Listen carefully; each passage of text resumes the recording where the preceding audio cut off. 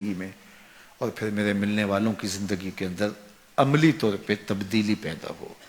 تو اس نیت کے ساتھ جب آپ سنیں گے تو اللہ برکت کرے گا۔ تو سنیے رسول رحمت نے ارشاد فرمایا صلی اللہ علیہ وآلہ وسلم نے کہ منافق کی نشانیاں 3 ہیں، ان میں سے ایک اذا حدث کذب، جب وہ بولتا ہے تو جھوٹ بولتا ہے۔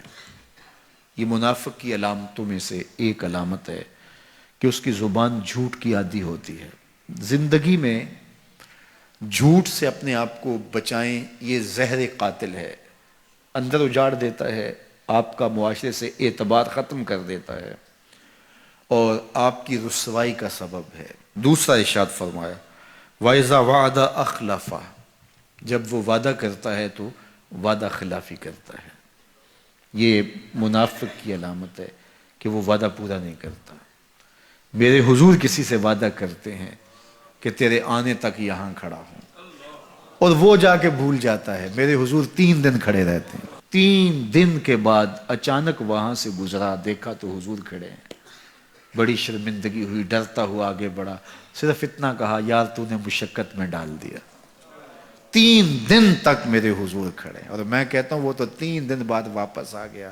وہ نہ آتا 3 سال بھی کھڑا رہنا ہوتا، میرے حضور کھڑے رہتے کہ میں نے اس سے وعدہ کیا ہوا ہے۔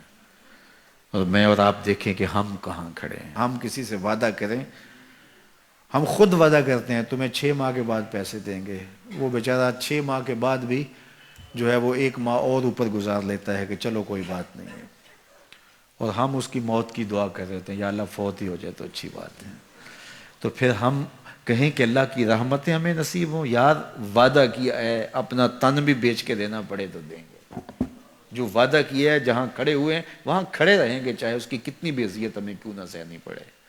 جب وعدہ کیا ہے تو پھر اس کو پورا کرو۔ تیسری بات میرے حضور نے ارشاد فرمائی وَإِذَا اؤْتُمِنَ خَانَ، جب اس کے پاس امانت رکھی جائے تو خیانت کرے۔ اس کے پاس پیسے رکھے جائیں، دولت رکھی جائے، کوئی زمین اس کے نام کوئی کر دے کسی وجہ سے، کوئی اور اس کے پاس امانت رکھ دے تو وہ اس میں خیانت نہ کرے، بلکہ آپ کے پاس کوئی بات امانت رکھی جائے تو اس کو بھی جو ہے وہ لوگوں تک نشر نہ کرے۔ تمہارے کان میں اگر کوئی بات کرے تو وہ امانت ہے، جب وہ بات کر رہا ہو تو دائیں بائیں دیکھ رہا ہو، تو پھر اس کا مطلب یہ ہے کہ وہ یہ چاہ رہا ہے کہ یہ بات کوئی اور نہ سنے، تو پھر صاحب امانت کو چاہیے کہ کوئی اور نہ سنے۔ یہ امانت ہے اور اس امانت کو پورا کیا جائے۔ اور چوتھی علامت یہ ارشاد فرمائی منافق جب کسی سے لڑ پڑتا ہے تو گالیاں دیتا ہے۔ ہمارے دین نے ہمیں گالی دینے سے روکا ہے۔ اپنی زبان کی پاکیزگی اور اپنی زبان کی طہارت کا سامان کیجیے۔ آپ کسی بھی حالت میں ہوں، آپ کے اوپر کوئی کتنی بھی زیادتی کر رہا ہو، آپ کو کوئی تھپڑ بھی مار رہا ہو، تو آپ اس کا مقابلہ ضرور کریں، لیکن آپ کی زبان گندی نہیں ہونی چاہیے۔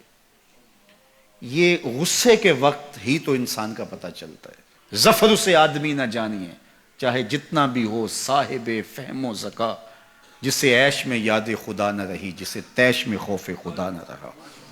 عیش کی زندگی ہو یا تیش کی زندگی، خوشی کا مرحلہ ہو یا مرحلہ غم ہو، آپ دیکھو نارمل زندگی کے اندر تو آپ معتدل ہوں گے ہی ہوں گے، لیکن جب آپ کا بیلنس خراب ہوتا ہے خوشیوں کے وفور کی وجہ سے، اس وقت پتہ چلے گا۔ یہ ہے انسان کا امتحان، یہ ہے انسان کی آزمائش۔ منافق کی علامت بتائی گئی وَإِذَا خَاصَمَ فَجَرَ، جب وہ کسی سے لڑائی کرتا ہے تو پھر گالیاں بکنا شروع کر دیتا ہے۔